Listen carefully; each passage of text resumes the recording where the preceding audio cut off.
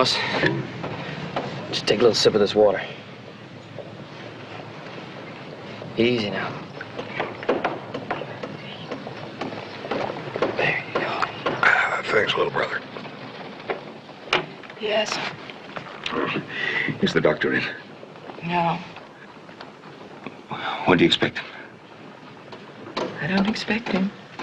Ma'am, my son's in that wagon. He's been badly hurt, and he needs immediate attention. I'd appreciate it if you can tell me where, when, and how I can see the doctor. The doctor can't help your son. He can't help anybody anymore. When the sun sets this evening, you can take my husband and hang him.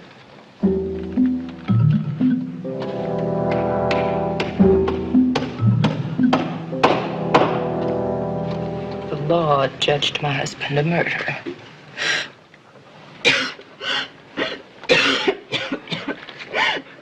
Ma'am, is there another doctor in town? No, none within 50 miles. I don't want to impose on you, but my son's in great pain. Could bring him into your husband's office until I can decide what to do. No, you can't bring him in. Mrs. Johns needs a rest. Oh, Danny, of course, bring him in. I'll do whatever's possible. I often assisted the doctor, and Danny served as his handyman, and between us, maybe we can ease his pain. Thank you. Is the doc in? Across the street, I'm going to get him. Look, as soon as you get Hoss into the house, right on back to the herd, huh? Well, we'd like to stick around and find out what's wrong. Oh, look, do like Paul says. Don't fret over me. I'm going to be all right. You two would do anything and get out a little work, wouldn't you? Yeah, Hoss is right. Your worrying isn't going to help him or yourselves. Oh, now, wait a minute, Pa.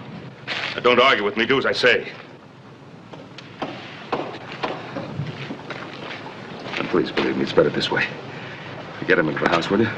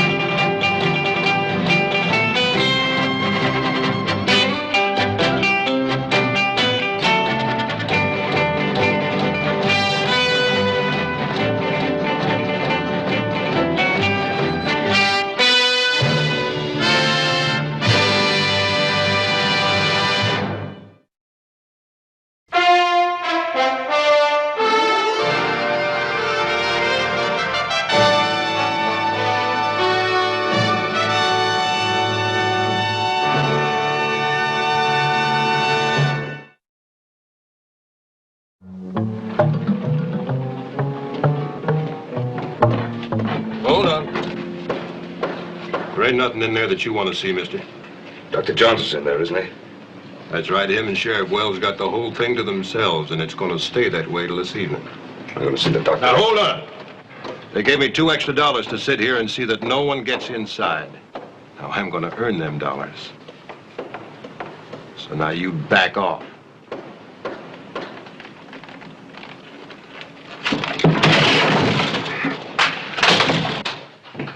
Anything and you're dead. Sheriff, I come here for help. My son needs help. He jumped me, Sheriff. Let me have him. Hold it. Put your pistol on the desk. Come on.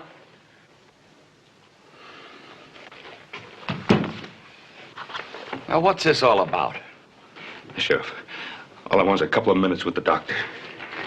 My son's been injured. Back outside, Hawk.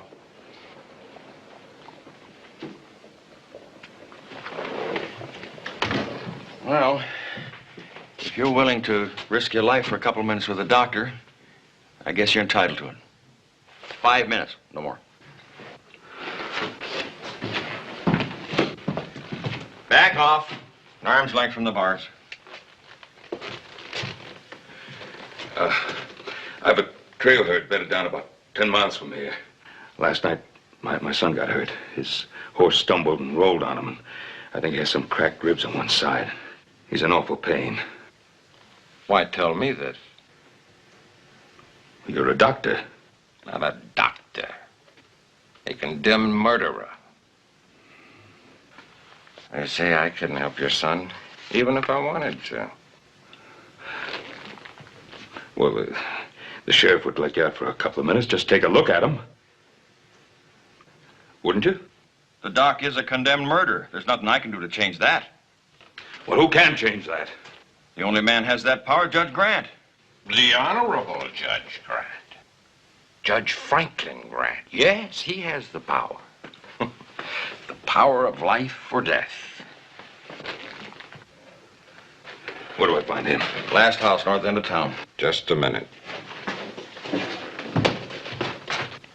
I haven't agreed to treat your son.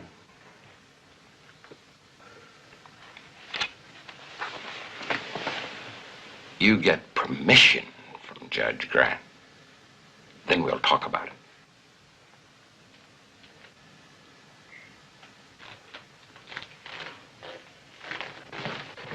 Hold on.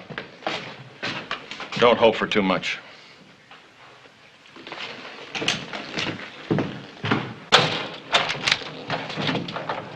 You wouldn't like to try that trick again now, would you, mister?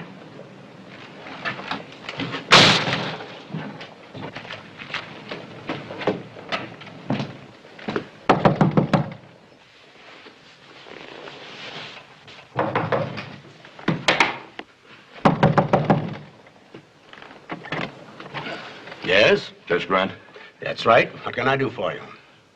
it's urgent that I talk with you, sir. Won't you come in? My door's always open to anyone in trouble. Thanks, sir. Mr. Cartwright, Ben Cartwright. Yes. Won't you sit down, Mr. Cartwright? You're not from around here, are you? No, sir, from Virginia City. Yeah, I thought so. I know most of the people in my Judge district. Grant, I just left my son at Dr. Johns' office. He's been injured. I need your permission to let the doctor examine him, treat him. That is out of the question. Well, it could be a matter of life or death, sir. Last week, Johns killed a man. He was tried and convicted. As a criminal, he has no rights or privileges. All I want is for the doctor to look after him. I don't know and I don't care about the interpretation of the law. But I do know and I do care. It's my job to know and care. Judge, I'm not asking you to set the doctor free. I'm begging you to let him do what he can for my son. The answer is no. Well, Judge, there's no other doctor within 50 miles of this place. Did you read a horse fell on my son? His rib has been broken.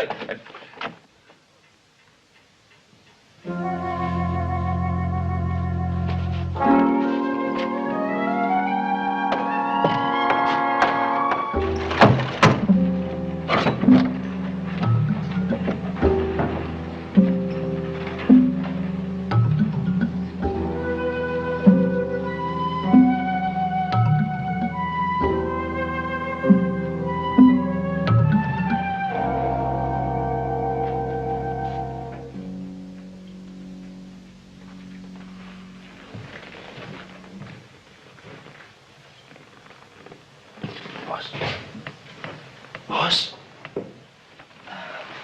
I gave him something to make him sleep. How'd things turn out with you? Oh, I failed all the way around.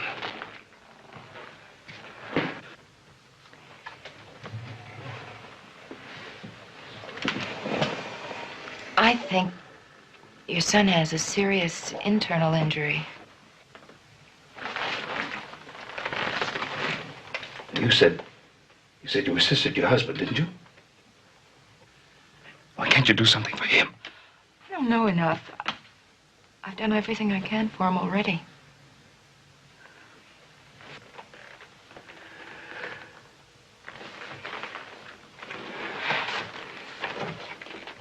What kind of a man is that judge? Risk my son's life on a point of law. The judge hates my husband. Hates him. Let me explain. My husband once treated the judge's wife.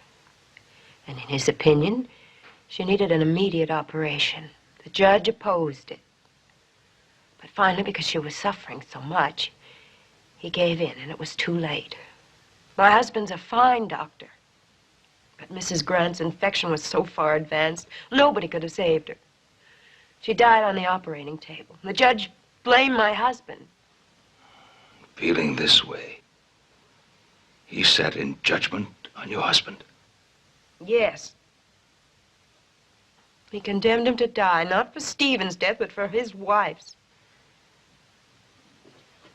The Right Honorable Judge Franklin Grant is about to honor us with his presence. Come in, Your Honor. Come on, Danny, I'll get you some coffee.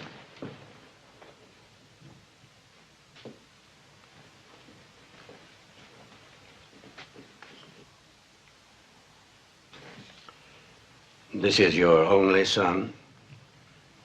I have two others. And you have your wife?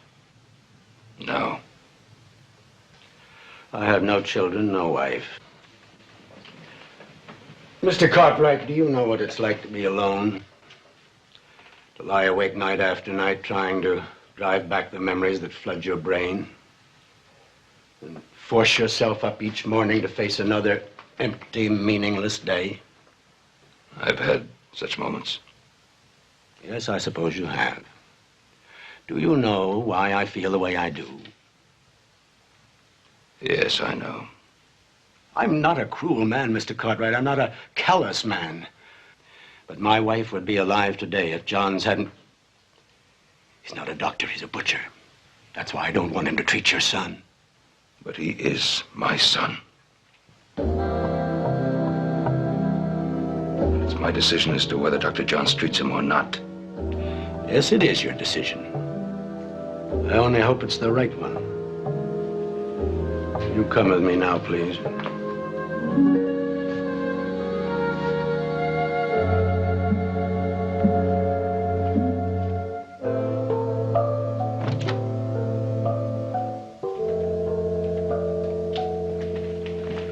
Sheriff, this is Mr. Ben Cartwright. Oh, we've met, Judge. Take the prisoner back to his office. Guard him until he attends to Mr. Cartwright's son. Then bring him back here immediately. Yes, sir. Off?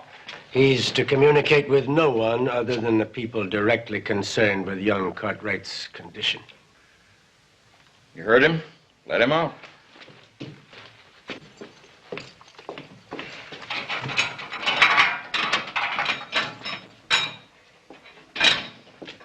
You heard the sheriff. Out.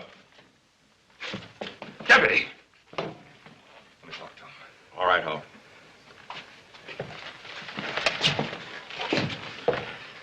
Doctor, you said if I got the judge's permission, we'd talk. Let's talk. You are a very persuasive man, Mr. Cartwright. Either that or a very powerful one. I didn't think you'd be able to do it. I didn't. It was the judge's doing. Perhaps. Are you the Ben Cartwright of the Ponderosa? Yes, I'm the Ben Cartwright. Well, now, you are a powerful man. And you mean to see that your son gets every chance, don't you? Yes, I do. Now, please, can we get started? Well, you know, it must be a comforting feeling to have wealth and power. I wouldn't know. I've never had either one. You see, all my wife will have to remember me by is a stack of unpaid bills from grateful but forgetful patients. Now, that isn't much, is it? To leave to someone whom you've promised to love, cherish, provide for. Doctor, please get... Mr. Cartwright, if you want my services, you're going to have to pay for them. I never expected anything else. How much? $10,000. Regardless of the outcome. All right, now, please, can't we get started? The money is to be paid to my wife. And Judge, you're witness to this verbal contract. For with your dedication and respect for the law, I'm sure that you'll see that Mr. Cartwright carries out his part of the agreement. 35 years of my life have been given to that dedication and respect, and I've never abused the power entrusted to me. And what about you? What about the power entrusted to you? How many people have you butchered and maimed and killed and then hid your mistakes and incompetence behind the protection of your profession? Judge, please. You are a disgrace to that profession, Johns, and I'll tell you this. Of all the men I've ever sentenced to die, you're the only one I haven't the slightest regret or pity for.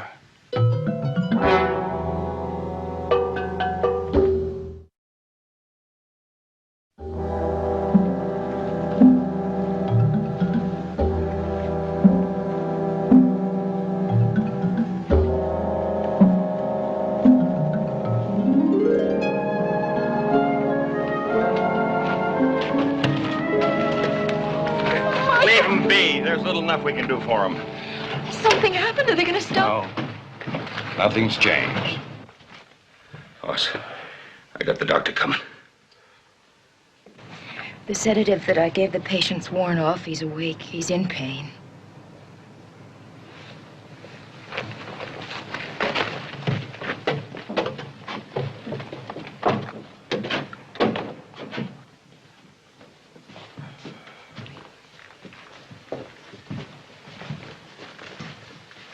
I'm Dr. John.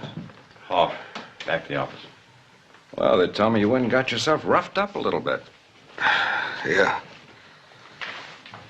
They tell you about the other feller? No, only that he outweighed you by 1,000 pounds. I tell you, you tell me when it hurts, huh?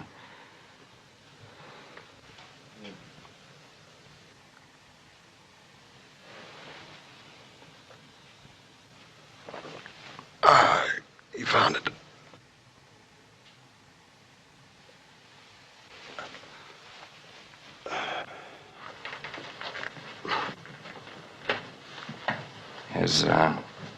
Has he coughed up any blood? Yeah, I started to this morning. Well, I think I know all I need to. What is it? Fractured ribs. The jagged end of one has probably punctured the lung. Meaning? Means your son will drown in his own blood unless the damage is repaired.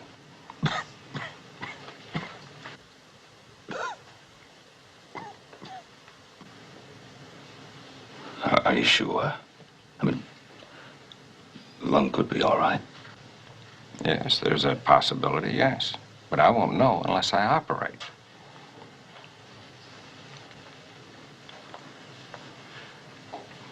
Do you have to operate? It's a risk. A grave one.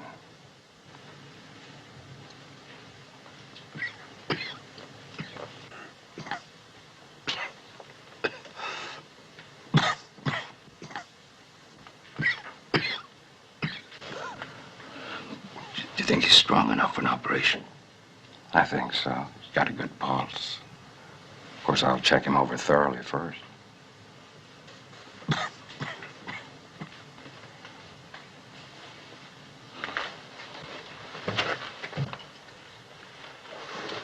Hoss, doctor says you need an operation. It'll be a tough one. How do you feel about it? If he says I need an operation, I reckon I need an operation, Paul. Got a notion he knows more about it than we do. Besides, I'm getting sort of tired laying here on my backside.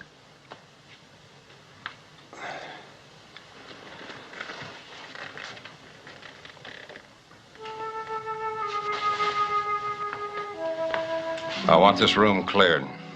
The only assistance I'll need is that of my wife. I'll be out on the porch.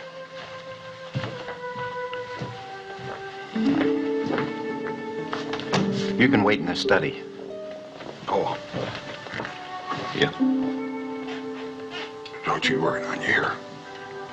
I'll be out and see you in a little while. Yeah, sure. The one good thing about it, you big moose, the scar won't show. You'll still be as pretty as ever. That's right, comforting news. I was really sort of worried about that.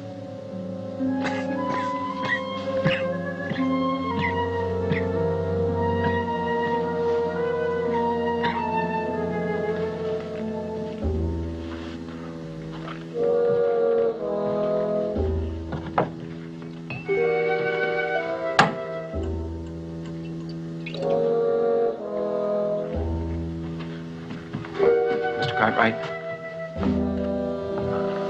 Thank you. I wouldn't worry if I was you. He's a good doctor. He saved my life when nobody else gave me a chance.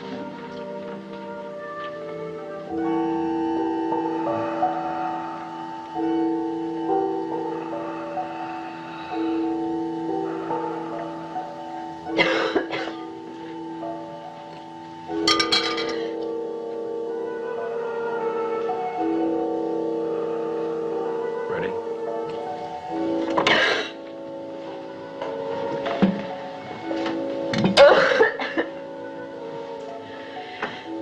Karen, go upstairs, rest. I can manage here. No, you can't. You need me. I'm all right. Are you sure? I'm perfectly sure. I better get started, Doctor.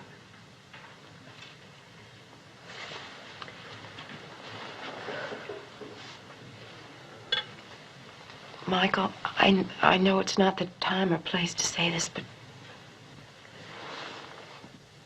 I love you so much. I love you. There's never a time or a place where it's wrong to say, I love you.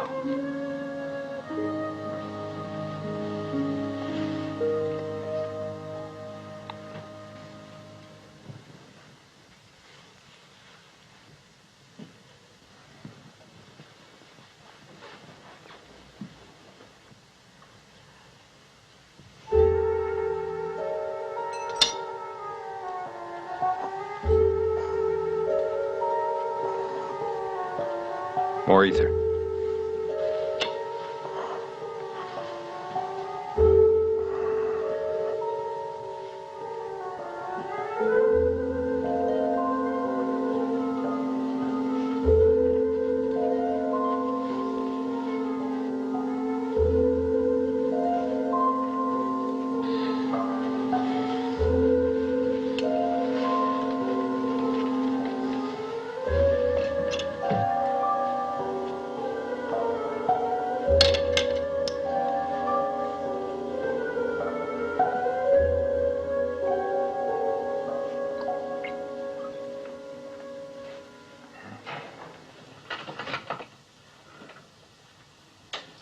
Back on it again, after 4 long years.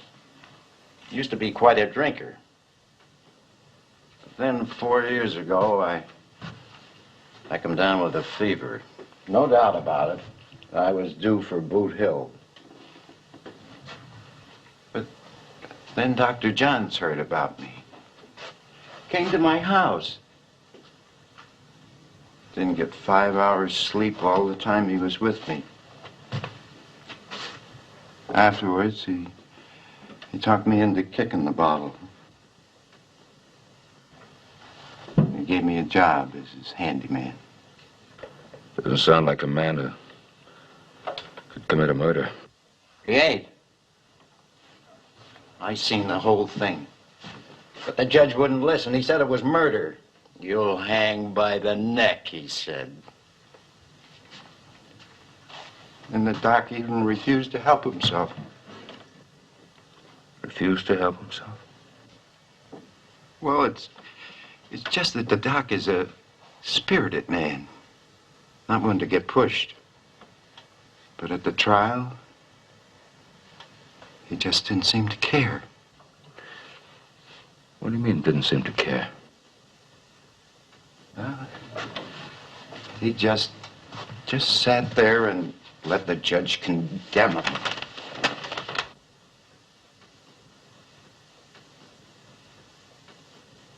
Danny. Danny, tell me what happened the night Stevens was killed. I can do that all right. I can't sleep for thinking about it. Whiskey's all that helps. I remember every minute of that night. I was on my way home the night of the killing. And like I said, I saw the whole thing.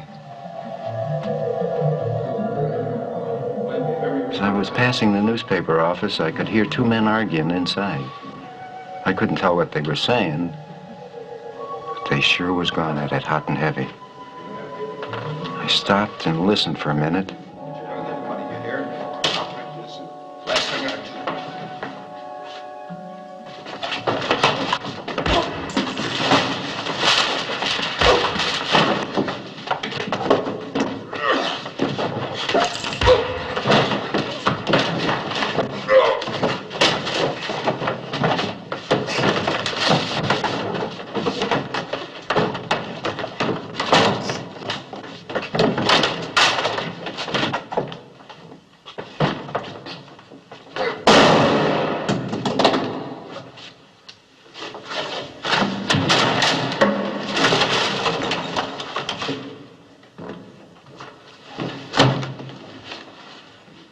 Doc, he's dead.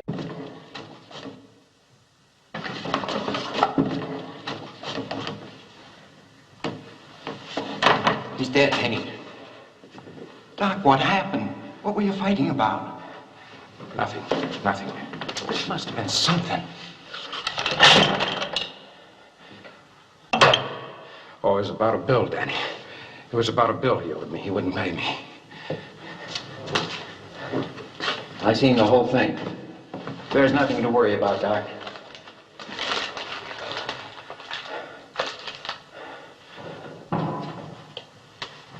Better tell the sheriff what happened.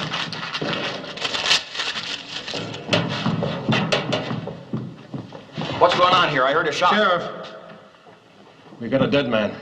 It was an accident. An accident. Like what happened to my leg? You left it bent and twisted? I did everything I could for your leg. Yes, it's bent, but you're walking on it. You could have lost it. It's Stevens' own gun. It sure is. And I saw him pull it on Doc. It was self-defense, pure and simple.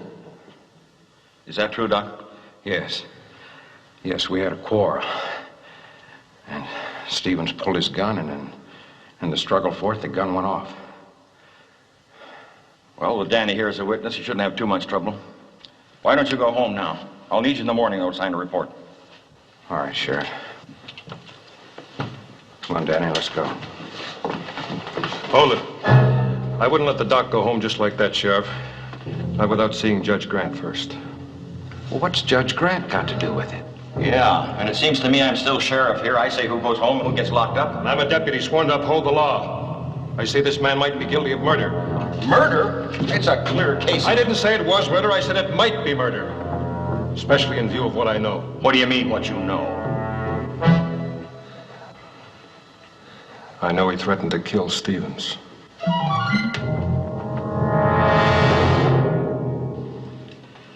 Sheriff, you say it was self-defense. Yes, sir. What proof have you got? The doctor's an honest man. Under the law, his evidence would be classified as self-serving. Danny Culp was there. He saw the whole thing. He'll swear to it. Mr. Culp is Dr. John's employee. That don't mean I'd lie. You've often said you credit the doctor with saving your life, hmm? He did. Yes, perhaps, but the fact that you think so categorizes you as something less than a subjective witness. But I saw the whole... Now, Johns, you say you went to Stevens' office about a bill he owed you. That's right. You quarreled about it and you killed him. Yes, we quarreled, but I didn't kill him. There are witnesses who say you wanted to kill Stevens. That's a lie. Hoff here says it isn't a lie. The other day I heard you and Stevens arguing outside the newspaper office. He said, "I'll kill you, Stevens. Remember that, I'll kill you." And do you still deny this? I didn't deny we were quarreling. I told you. It was about that bill you owed me. Did you threaten to kill him? I don't know. I was angry. I might have said anything. Well, perhaps you will have sharpened up your memory by the time your trial begins. Trial? Exactly, Sheriff Wall. Trial for first-degree murder. Meanwhile, he's to be held in jail without bail.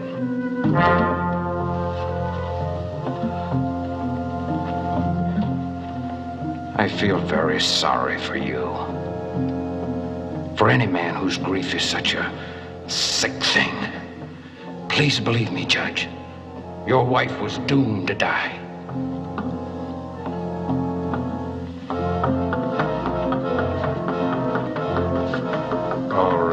doctor.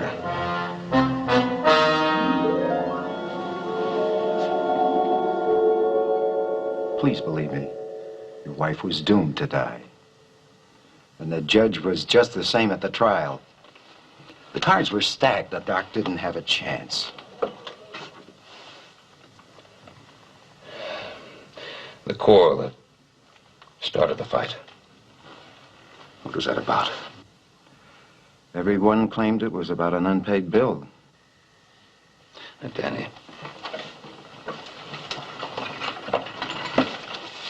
Does the doctor impress you as the kind of man who'd resort to violence to collect a bill? Oh, no. Matter of fact, half the people in town owed the doc. Yeah. Then he didn't seem to mind before.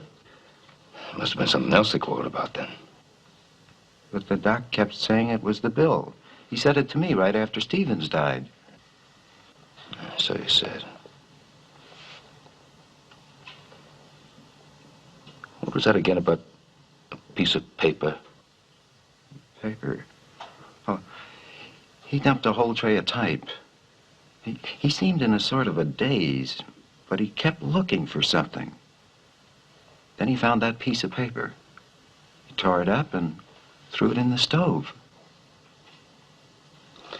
Well, anyway, it was a kind of a strange thing under the circumstances. Man killed, and Doc stops and tears up a piece of paper, throws it into the stove.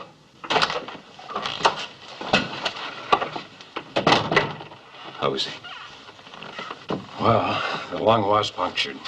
There was internal bleeding, and I repaired that damage and set the broken ribs.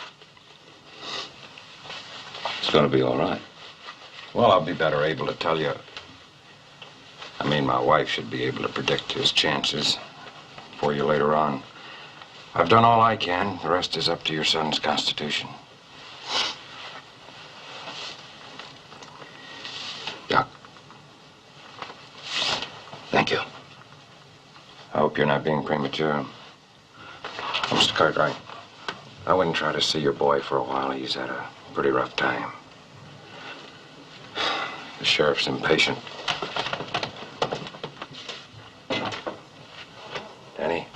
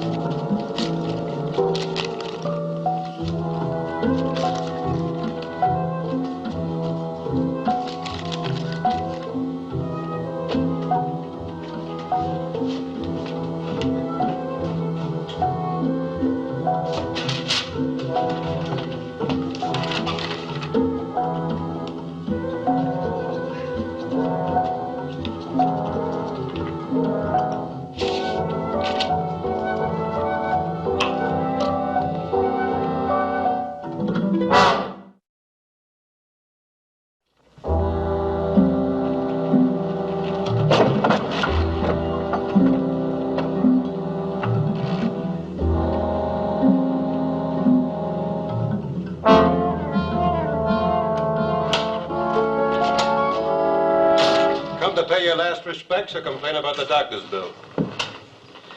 I talked to him. Oh, yes. He's allowed visitors an hour before the time. Hoff. Oh, just a minute. Your gun.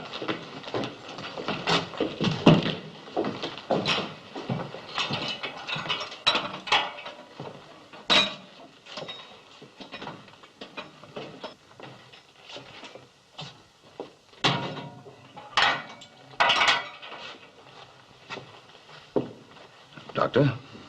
Not in here, Mr. Cartwright. Don't call me doctor in here. How's your son? My son had a very good doctor. But I didn't come here to talk about my son. Sheriff, may we talk privately? Hoff, will you get back outside?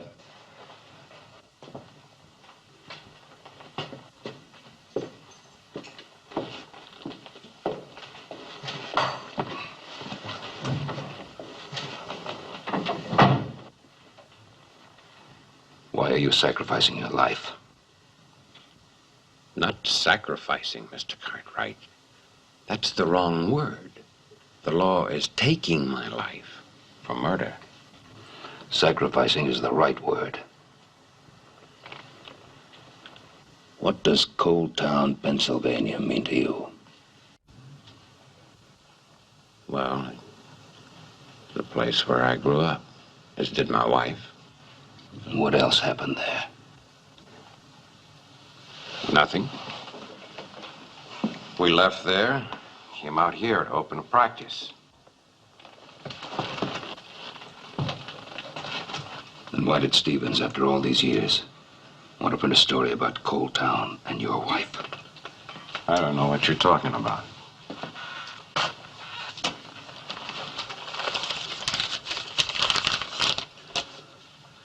I think you do.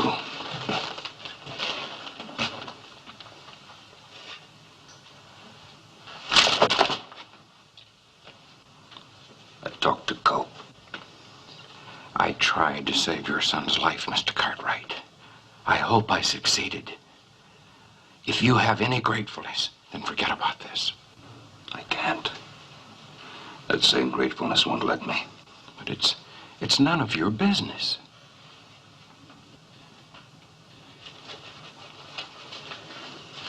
I have to go to Judge Grant and show him this new evidence on your behalf. No!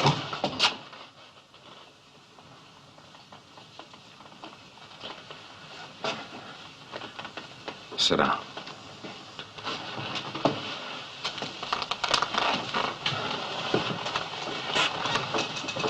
I'm going to tell you about it.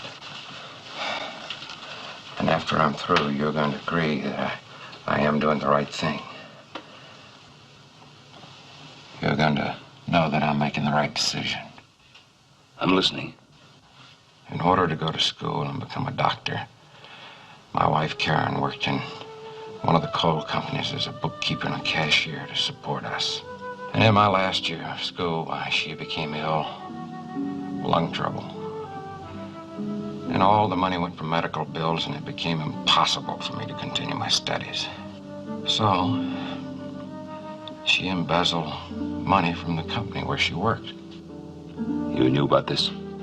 Well, not at first. She told me she made a loan from the company. They started to audit the books, and she told me. So you ran away, came here. Then we started to save the money to repay the loan, and Stevens came out to start a paper. He knew about your wife? See, he was a reporter out of Philadelphia when the theft was discovered, and he covered the story. Well, a possible jail sentence for Mrs. Johns. Surely that isn't worth your life. Have you ever been to Coal Town, Pennsylvania? Have you ever seen the coal dust hang so thick that it blots out the sun and breathe in that black death day after day? It kills people, Mr. Cartwright. And it would have killed her if we'd have stayed there, and it will kill her if she goes back.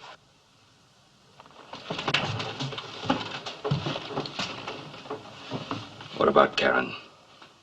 Don't you think she has a right to know what's happening and why? No. She'd do what you want. Go to Grant, tell him. She's a beautiful woman, Mr. Cartwright. And out here, she'd have years of life ahead of her. But if you go to Grant, hand him that paper, you're sending Karen to her death.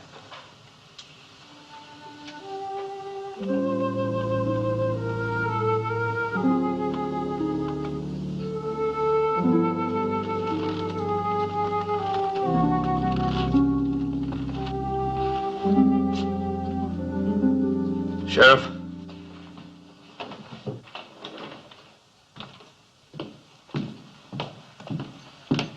You all finished?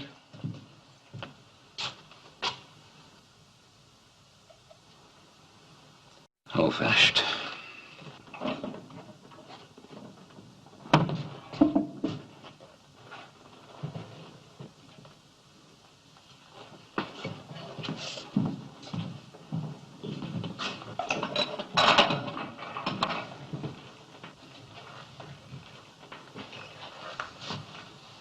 How is he?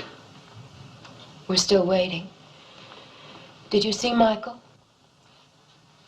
Yes, I thanked him for what he did.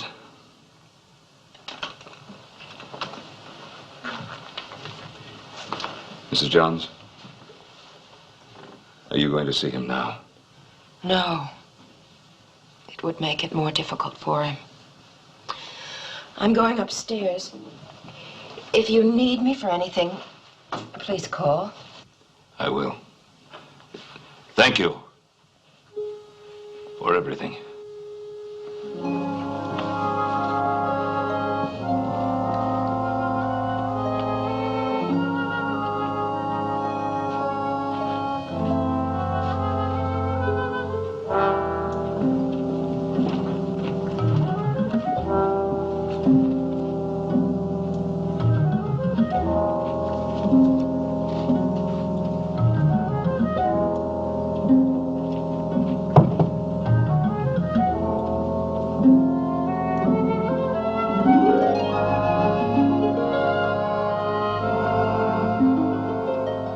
I love you.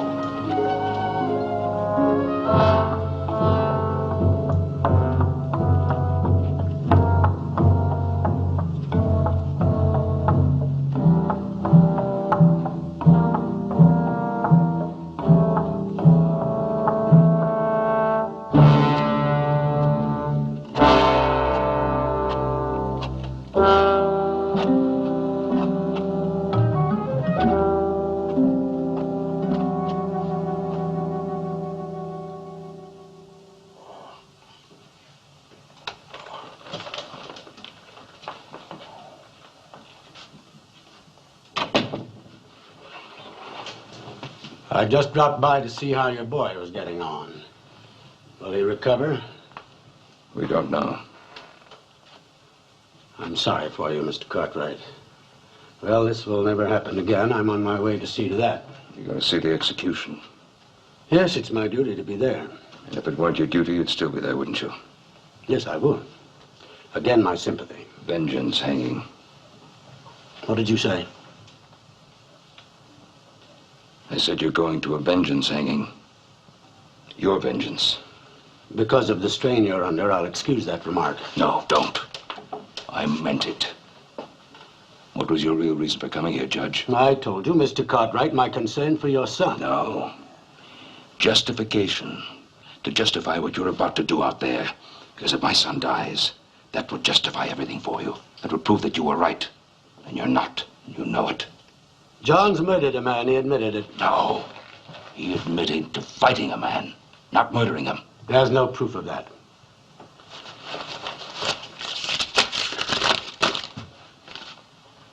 What is this?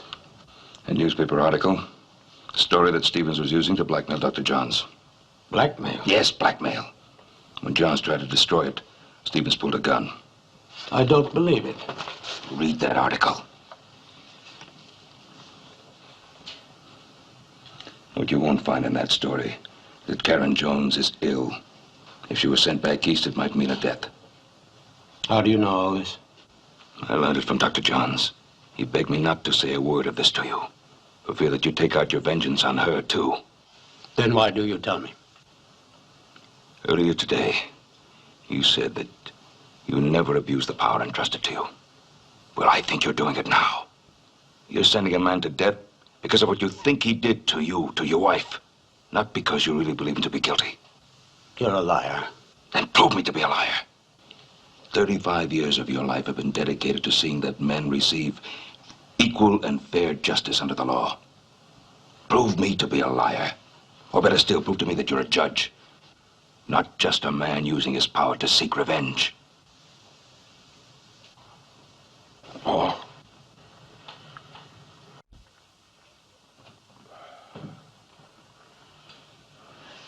You all right, son?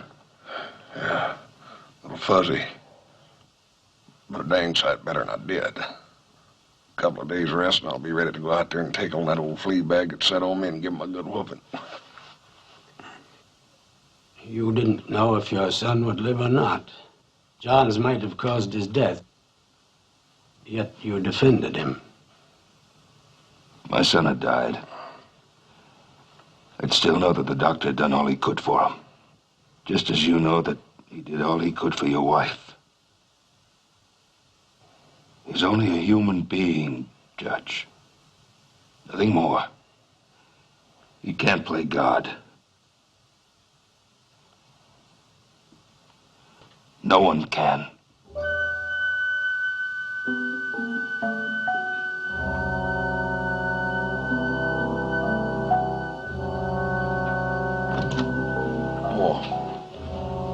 What's all that about?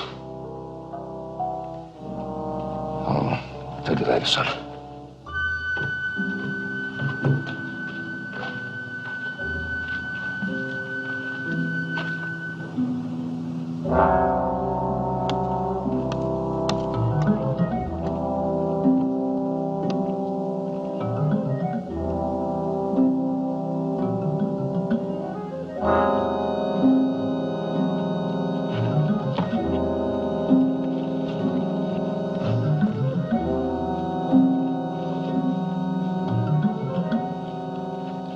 Everything's ready, sir. Just waiting on a word from you, Judge.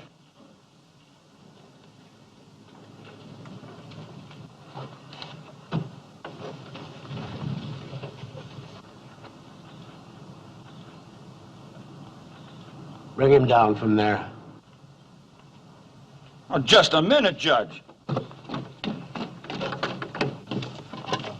This man suffered enough already.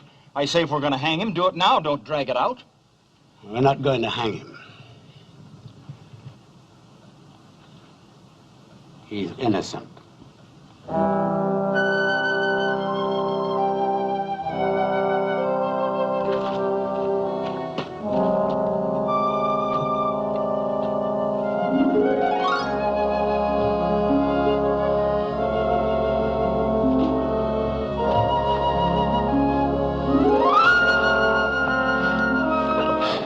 There now. Easy, easy. Dr. Johns, now that I understand, I think I can use my office to see that you, both of you, need suffer no further anguish. Thank you.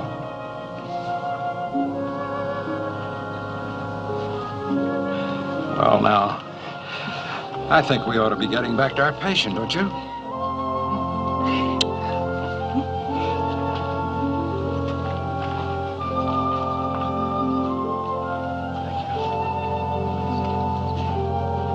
Mr. Cartwright, thank you.